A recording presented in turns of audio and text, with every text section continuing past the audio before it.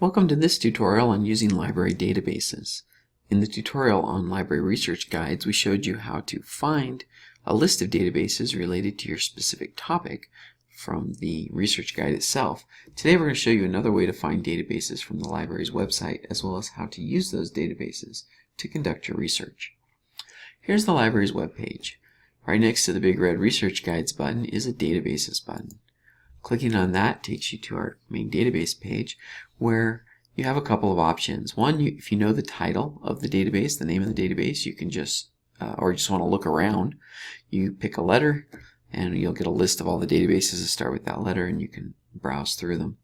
Or if you know the name and you just want to search for it, or maybe just for a general topic, you can type in a topic here. So if I'm interested in computers, I get 26 results for computer, as well as references to the research guides that are related.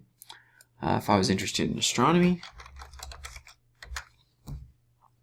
there's 5 astronomy databases, and again the research guide is relevant to that topic, is provided for you.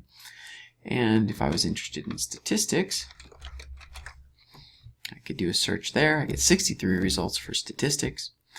These results, these searches, return any database that has the keywords that you type in the name or in the description of the database.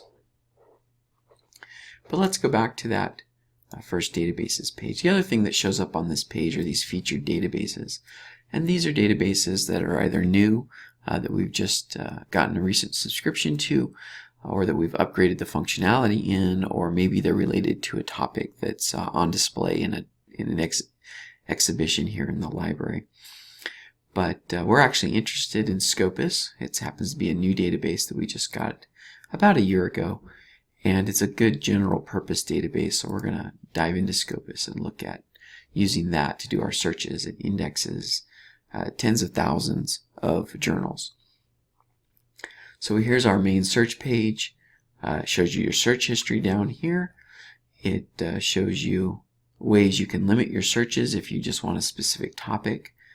These you can turn on or off collections of titles. You can limit to the year. But we're going to make this search as general as possible. We're going to do a search on project management. So we do that search, and we come back with over 230,000 documents that are related to the topic of project management across all of the journals that Scopus searches. By default, searches are done in reverse chronological order, with the newest article listed at the top. We get the title of the article, the authors, the date it was published, well, the year anyways, and the article or journal that it was published in, and the number of times it has been cited.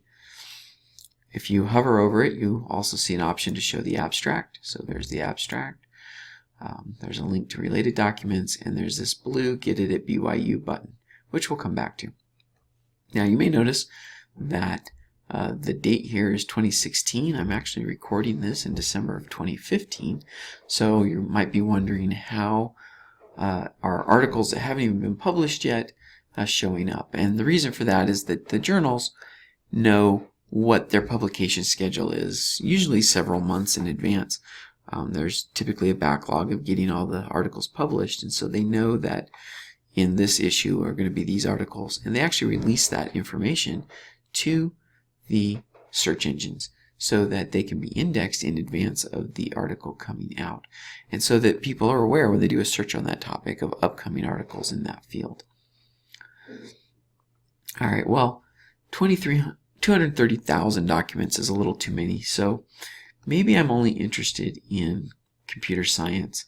So this area here on the left of the screen is a feature of most databases. It's not something you see on Google, but it is something you see in most of these types of databases. And these are called facets, and these allow you to limit or narrow your search. So you could limit by year.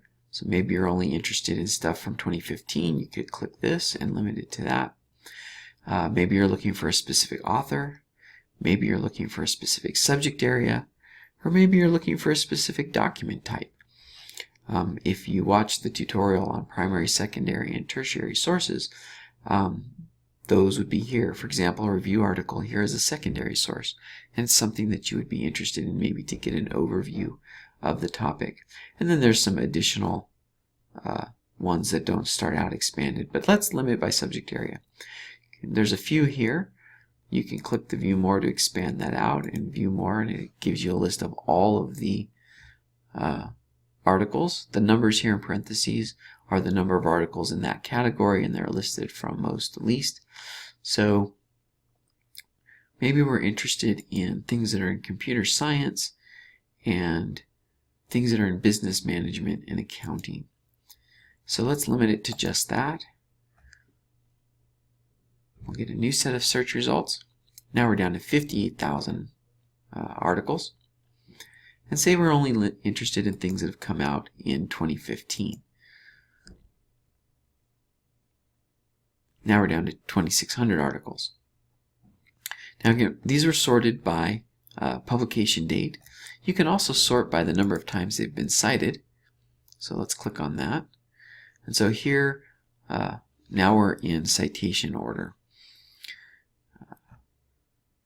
None of those really look interesting to me, so I'm going to remove the... Here's your search terms. I'm going to edit that, and I'm just going to go and remove this limit to 2015 and just go to the whole search again. Alright, now we're back to our 5,800 documents. Here's a paper that's published in 1992. It's been cited almost 4,000 times, so that's obviously a fairly important paper. It's pretty old though, so maybe we want to look for something a little newer. Here's one, Research on Electronic Data Capture, cited 1,700 times. Let's click on that one and see what it looks like. So when you click on a document, you get the title, you get the authors, their affiliation, here's the abstract, here's the keywords that the author provided, here's keywords that the search index provided, and these will be called different things depending on the database you're looking at. And then you have a list of all of the papers that this document references, and here's all of the papers that it referenced the cited it. It shows 3. You can click on this link and you'll get a search result that is all of those documents. So say you find one that's interesting, maybe this one, workflow patterns. You can click on this Get It at BYU button, and that will bring up another window that shows you what BYU has for holdings for this document. So this says we have the full text online, and we also have a copy. So when you see this, it means there's a digital copy. When you see we have a copy, that means there's a physical print copy of this article in the library that you can get. But usually you're going to be interested in the full text online. So let's click on that. Takes us to the publisher's website. Here it is, Workflow Patterns. It was in Distributed and Parallel Databases, a book by Springer. And you can click on Download the PDF, and there it is. There's your article. You can save this. Click on the download button here, or when you're back here, you can right-click and save the link. And you can grab a copy to use as you're reading it. So let's close this window. The one other thing that you can do in this is you can say there's several that you're interested in. Maybe I'm interested in all of those. You can actually export the citations to a citation manager. Mendeley is one produced by Elsevier, who produces Scopus. RefWorks is one that you have access to through BYU. And we'll talk more about using these in class. But just know that this is a way you can export and save your citations from the databases. And that's true of just about every database that you have access to here at BYU. So that's our databases. How to use a database. They all work basically the same. The interface tends to be a little different but on each one, but they all have the same functionality underneath. So when you're looking for articles, the databases are a great place to start finding them. Good luck on your research.